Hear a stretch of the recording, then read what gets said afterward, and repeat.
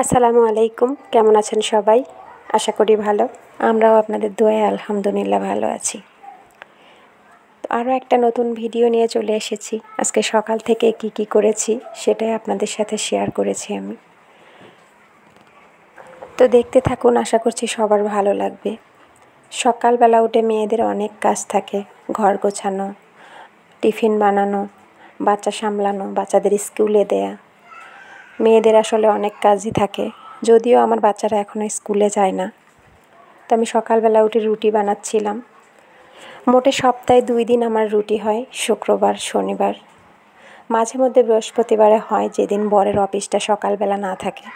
কারণ বরের অফিস যখন সকালে না থাকে তখন আমার সকালবেলা নাস্তা বানাইতে হয়।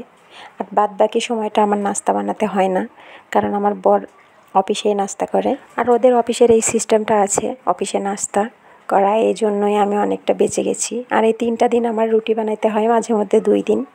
তো আমি সেই দিনের মতোই, শুক্রবারের দিন ছিল এটা, আমি রুটি বানাচ্ছিলাম, রুটির জন্য কাওয়া করে নিচ্ছিলাম। প্রত্যেকবার আমি রুটি বানানোর সময়, রুটি যখন বানাই, রুটিটা শুধু বানিয়ে দিই, আমার বর ভেজে দেয়। আর আমি সবজি রান্না করার জন্য, রুটির সাথে খাওয়ার জন্য আলু আর করলা কেটে নিচ্ছিলাম। রুটিগুলো শুধু বানিয়ে দিয়েছিলাম, ও সবগুলো ভেজে নিয়েছিল। রুটিগুলো বানানো শেষ করে আমি এভাবে রেখে দিয়েছিলাম। আর আলু করলা কেটেছিলাম, এই জন্য আগে সবজিটা করে নিয়েছিলাম, এই ভাজিটা করে নিয়েছিলাম। এটা করা শেষ হয়ে গেলে এটা নামিয়ে নিয়ে তারপরে রুটি ভাজা শুরু করা হয়েছিল।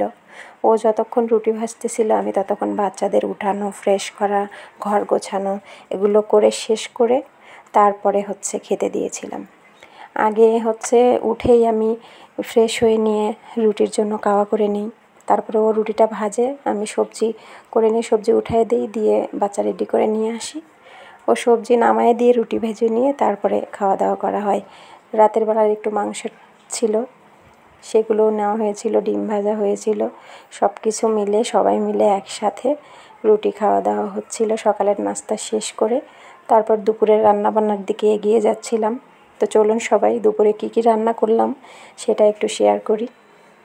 এটা ছিল পাট শাক রান্না করেছিলাম একটু। এটা ছিল মিষ্টি পাট শাক। তিতা পাট শাকটা আমি একটু খেতে কম পারি, এই জন্য মিষ্টিটাই কিনে খাওয়া হয়। সবাই বলে মিষ্টিটা নাকি রান্না করলে ল্যালপা ল্যালপা হয়, তো আমার কাছে এটাই ভালো লাগে, এই জন্য আমি মিষ্টিটাই নিয়ে মিষ্টিটাই রান্না করে খাই। সাথে ডাল রান্না করেছিলাম একটু। ডাল একবেলার বেশি আরেক বেলা রান্না করলেই খেতে চায় না কেউ, নষ্ট হয়ে যায়, এই জন্য সামান্য একটু ডাল রান্না করেছিলাম। যেহেতু আমার একটা চুলা, আগের বাসায় থাকতে আমার 2টা চুলা ছিল লাইন গ্যাস, এই বাসায় আমি সিলিন্ডার ইউজ করি, এই জন্য একটা চুলা। আর এই জন্য আমি ডালটা রাইস কুকারে বেশি কাজ করি, রাইস কুকারেই সব করা হয়, যত সেদ্ধ করে নেওয়া হয়। তো শাকটা ভাপ নিয়ে আমি এখানে তেলের উপর দিয়ে দিয়েছি, আর ওইদিকে ডালটা সেদ্ধ দিয়েছি রাইস কুকারে। শাকটা নামিয়ে তারপর ডালটা ফোড়ন দিয়ে দেবো এখানে সিলিন্ডারে। তো সেটাও রেডি করে নিয়েছিলাম। এটা দুপুরের রান্নাবান্না হচ্ছিল। তো এখানে ডালটা তেলের উপর দেবো, এই জন্য পেঁয়াজটা ভেজে নিচ্ছি। বেশি কিছু রান্না করা হয়নি, ডাল রান্না করেছিলাম, শাক রান্না করেছিলাম, আর একটু কোয়েল পাখি নিয়ে এসেছিলাম, আমার আন্টি দিয়েছিল, তো সেটাই ভুনা করেছিলাম, সেটাই শেয়ার করব আপনাদের সাথে। তো আমার সাথেই থাকুন, তাইলে দেখতে পাবেন। এই যে দেখুন, এইখানে আমি কোয়েল পাখির মাংসটা সুন্দর করে কেটে ধুয়ে নিয়েছিলাম।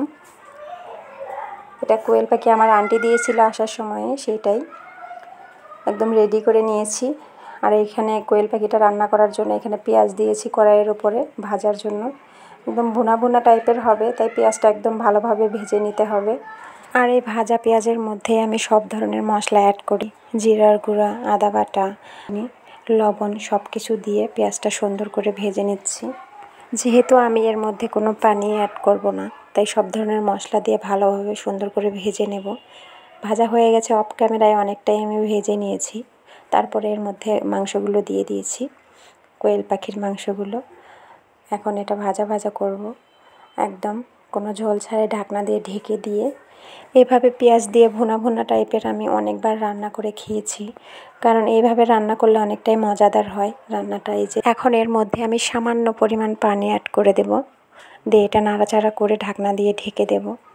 এভাবে পানি দেওয়ার জন্য মাংসটা সেদ্ধ হওয়ার জন্য, কারণ মাংসের মধ্যে লবণ ঝাল সব কিছু ঠিকমতো মানে পারফেক্টভাবে অ্যাড হবে এই জন্য।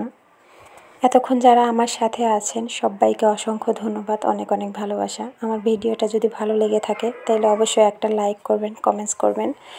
আর যারা আমার চ্যানেলে নতুন তারা ভিডিওটা ভালো লাগলে অবশ্যই পাশে থাকা বেল বাটনটি অল করে দেবেন, যাতে আমার নতুন কোনো ভিডিও ছাড়ার সাথে সাথে আপনি নোটিফিকেশনটা পেয়ে যান। আর এই যে আমার রান্নাটা প্রায় শেষের দিকে, কোয়েল পাখির রান্নাটা দেখতেই পাচ্ছেন আপনারা কতটা সুন্দর হয়েছে। একদম রান্নার ভিতর থেকে তেলটা বেরিয়ে চলে এসছে, একদম সুন্দরভাবে তেল বেরিয়েছে আর অনেক মজাদার হয়েছিল খেতে। আজকে দুপুরের রান্নাটা আপনাদের সাথে শেয়ার করলাম। ভালো লাগলে অবশ্যই কমেন্টস করে জানাবেন কেমন হয়েছে। শাক ভাজি, ডাল আর কোয়েল পাখির মাংস ভুনা। তো অনেক কষ্ট করে ভিডিও বানানো হয়। সবাইকে একটা কথাই বলবো, প্লিজ কেউ স্কিপ করে ভিডিও দেখবেন না, সঠিকভাবে ভিডিও দেখবেন, তাইলে অবশ্যই আমরা উপকৃত হব। যারা ভিডিও বানায় এতটা কষ্ট করে তাদের জন্য অনেক উপকার হবে। যারা স্কিপ করে ভিডিও দেখেন তাদের বলতেছি আমাদের জন্য অনেকটাই ক্ষতিকর। প্লিজ স্কিপ করে ভিডিও দেখবেন না কেউ। আপনাদের সাথে কথা বলতে বলতে দেখেন অনেক লোভনীয়ভাবে আমি কোয়েল পাখির ভুনাটা করেছি। খুব ভালো হয়েছে অবশ্যই, খেতেও অনেকটাই মজাদার হয়েছে। আসলে সারাদিন মানুষের অনেক কী কাজ থাকে, সব কিছুই শেয়ার করা সম্ভব হয় না, সব কিছুই তুলে ধরা সম্ভব হয় না। সামান্য সামান্য বিষয় তুলে ধরলেই মনে হয় অনেক কাজ করেছি। তো এটা তো শুধু দুপুরবেলার রান্নাটা করেছি, রাতের রান্না আছে, ঘরের কাজ আছে, বাচ্চা সামলানো আছে, সব মিলিয়ে অনেকটাই কাজ করা হয়, অনেক সবাই ভালো থাকবেন, সুস্থ থাকবেন। সবার ভালো থাকা, সুস্থ থাকা কামনা করে আজকের ভিডিওটা আমি এখানেই শেষ করছি। আল্লাহ হাফেজ।